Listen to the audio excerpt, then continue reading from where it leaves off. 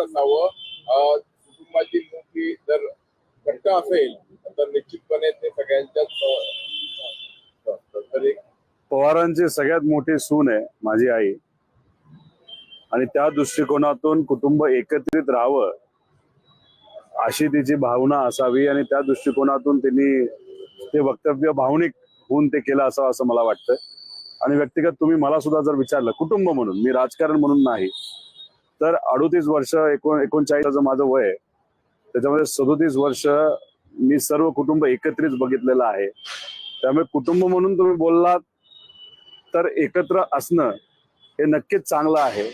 पण शेवटी कुटुंब आणि राजकारण या दोन वेगळ्या गोष्टी झाल्या. त्यामुळे कुटुंब म्हणून एकत्रित असलं पाहिजे, पण राजकीय भूमिका सुद्धा तितक्याच महत्वाच्या असतात. त्यामुळे आज राजकीय दृष्टिकोनातून आम्ही तसं बघितलं तर वेगळे आहोत.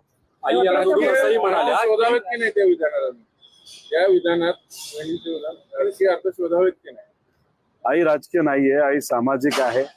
सामाजिक दृष्टिकोनातून तिने आतापर्यंत काम केलेलं आहे.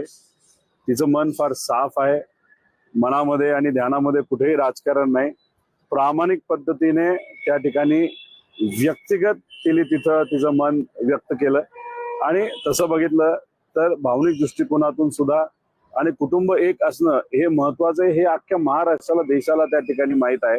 कारण का आपण सर्वजण भारतीय संस्कृती समजून काम करणारे लोक आहोत, भारतीय संस्कृतीला मान सन्मान देणारे लोक आहोत, आणि आपल्या संस्कृतीमध्ये कुटुंब एक राहणं हे फार महत्वाचं आहे. आणि त्याच दृष्टिकोनातून आईली ते वक्तव्य केलं असावं असं आपल्याला म्हणावं लागेल.